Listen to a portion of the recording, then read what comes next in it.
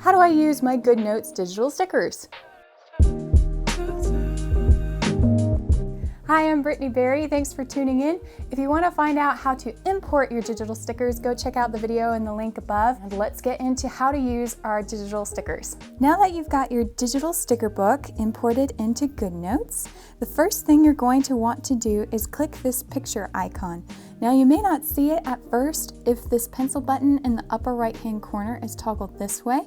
So just click that and select the sticker that you want to use.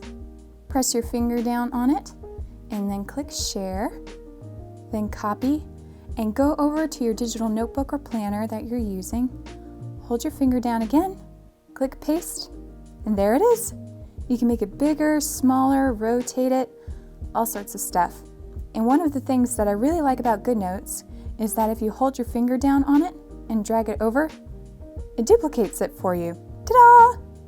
Thank you guys so much for tuning in. Don't forget to check out my Etsy shop, Brittany Berry Art, and to click that subscribe button. Thank you guys again, and until next time, God bless. Thanks. Bye.